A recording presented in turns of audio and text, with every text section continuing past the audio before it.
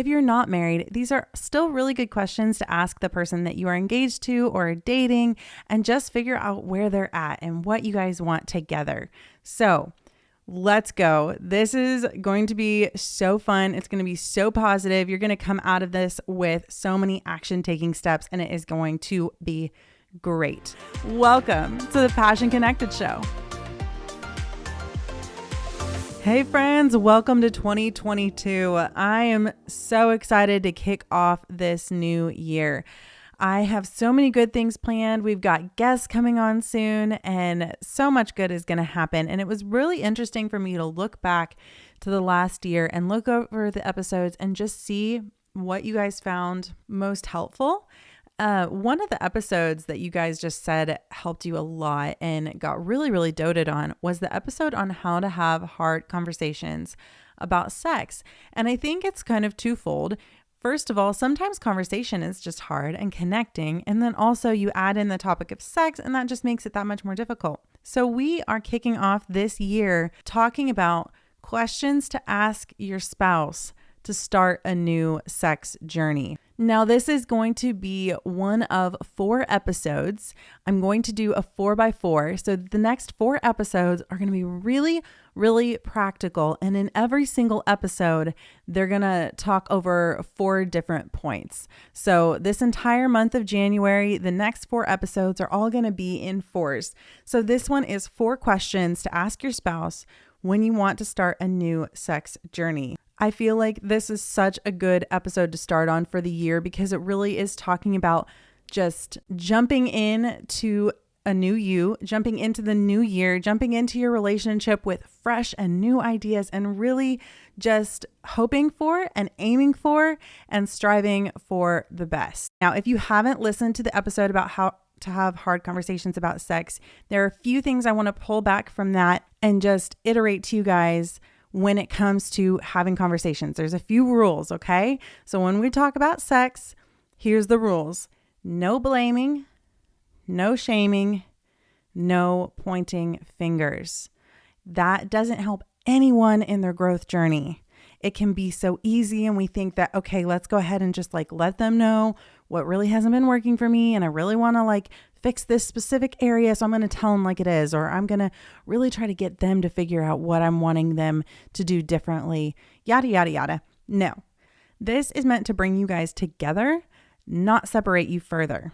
So you want to have love and intimacy and vulnerability and positivity in this conversation. Second, end it with a hug, a kiss, or sex, if that's what comes out of it. So I talk in the other episode about how to bookend your conversations and how to have something positive and easy up front and positive and easy at the end. Some way to just kind of put it all together, put it in a nice little package and say, here's the gift, and let's wrap it with a bow and we're good to go. Same way with this conversation. I want you to end it with something that is connecting and positive. Most of the conversation should go really well, but you always just want to make sure that both you and your partner feel affirmed and that you feel ready to take action on what you guys talked about. The least you can do is end it with a smile or a compliment, but I believe if you come at this conversation right, you're going to be really ready for intimate time. So it should be fun. Finally, number 3, the rules to this type of conversation is keep it short and keep it simple. Otherwise, you could go on forever, since typically sex can be kind of a painful subject. So if you get onto one specific thing, then the person can go and you can go down this rabbit trail of all these pains and all these hurts and all the things that maybe you haven't talked about in a while. It can go deep, it can go personal. And as much as we also really need to have those conversations, and I am not one to shy away from the hard conversations, with this one, try keeping it light and try keeping it short and sweet and to the point so that you guys can take more action on it instead of just sitting back going I don't even know what to do with this. Okay. So those are the 3.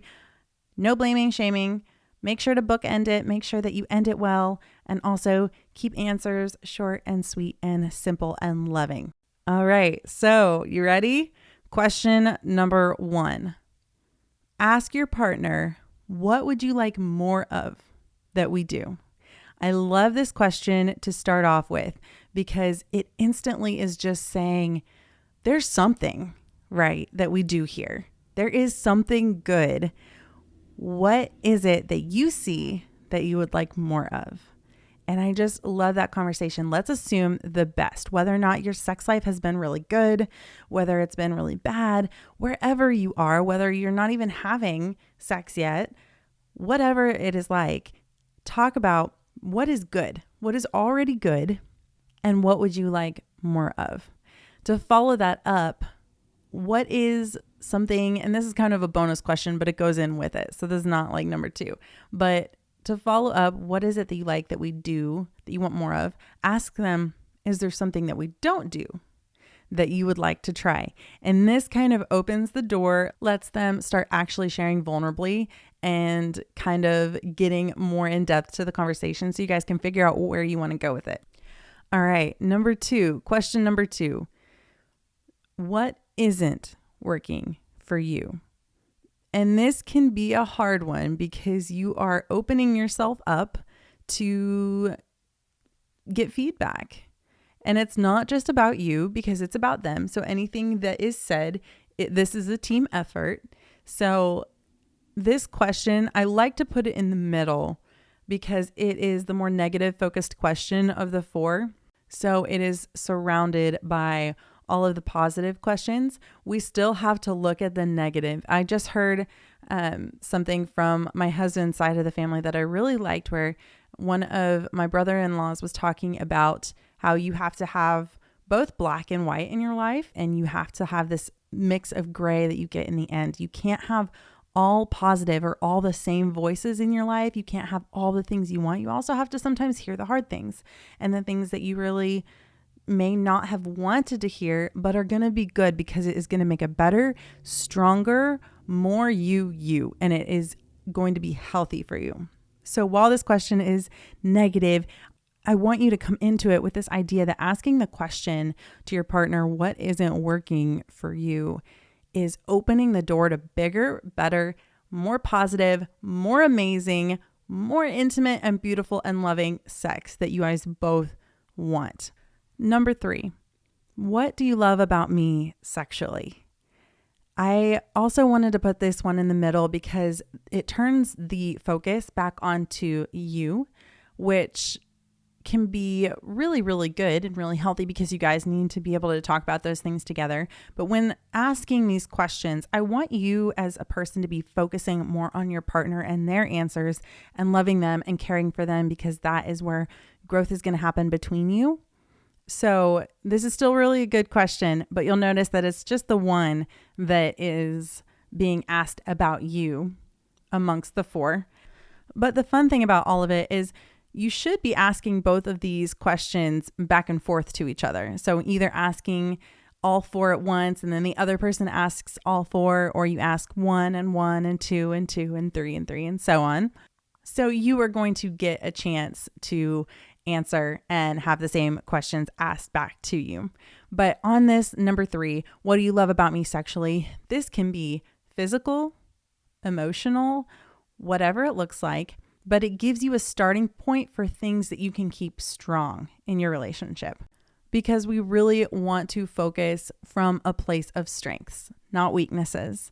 That is one thing that I have learned in counseling training so much, is that you should always help your person focus on their strengths, not their weaknesses. Like I said, we do need to bring those weaknesses in. We do need to see them. We can't stay blind to them, but let's go ahead and bring in the strengths. So if they say to you, for example, one thing that my husband really loves is he says that I'm always in it. He feels like I'm always really present. I'm always mentally present. I'm there. I'm available. And so that is one of the things that I love prepping myself for when we're about to have sex. I'm like, okay, he really loves this. This is a great strength about me. This is something I'm really good at in sex.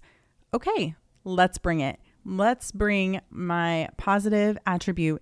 And oftentimes that strength that you have that they love is so good because it balances them out. It's something that maybe they don't bring to the table, but you do. And sometimes we can feel insecure about those things. And this is a chance for you to hear the things that they love that you know, okay, this is really helpful. And again, it can be physical, emotional, mental, spiritual, whatever it looks like, but something that they love about you sexually. And this is one of those questions I feel like you can just keep going on. So maybe not stopping at one, but just keep going and saying like, let's do 2, 3, 4, 5. Like, what's 5 things you love about me sexually? And vice versa. Number 4, what do you love about yourself? I love this question. I love this question. It's the same question as above, but flipped around, and you get to hear what you could focus on for them. You get to hear what they think their strengths are. And then during sex and during normal life, you can focus on those things. So if they say, I really love my abs, I have worked hard on them, I really like them, I really appreciate them, I can bet you anything that they are going to love when you appreciate their abs. Or if they say, I really love how I talk to you. I think it's fun the way that I talk during sex. This is something that you can focus on. And you can say back to them, I love the way that you talk to me. You can talk back to them and enjoy the conversation during sex, or enjoy the foreplay and everything that they're bringing to the table. Whatever it is, it gives you something to grow that love and that intimacy and to compliment and just dote on them a little bit. And then, like I said, just make sure it goes back and forth. So that's all 4 questions. And it's really fun because then you get to hear what is amazing for them and they get to hear what is amazing for you. And you can combine those things together and you can both grow it together. And then on number 2, you get to hear what isn't working for them and you guys can work on it together, and they can hear what isn't working for you and you can work on it together. I think that this would be such a powerful conversation, especially if you sit down and do it all at once. I have had this kind of conversation with my husband before where we just hash out everything sexually. I have these kinds of conversations actually about like every topic in our life. We love having these kinds of conversations where we just ask each other back and forth and give the opportunity to talk and listen. But especially sexually for the start of the new year, if you guys want to start off 2020 with a bang, if you want to make it amazing, here is a great place to start. Well, that is all I have for you guys this week. Thanks for joining in. This is number 1 of the 4-part series, the 4x4 series that we are doing. 4 practical tips each week, 4 total episodes. I am so excited for next week, and I will see you guys then. Hey guys, if this has been helpful, I would love to have you guys get my Design Your Own Sex Life packet. It has got a video that I walk you through everything. It has got a workbook with journal prompts, and it would be so helpful in conjunction with this episode. I think it is so powerful if you can work through your own stuff first, if you can figure out where you stand before bringing yourself to the conversational table. If you would like to really up your sex game and you really want to know where you're going, where this is all going to lead, you want to set goals, you want to aim for them, this is going to help you start 2022 with an amazing sex life, and it starts with you, friends. If that sounds helpful, it is going to be in the show notes, and I would love to send that over to you. It is free, and I'll see you there.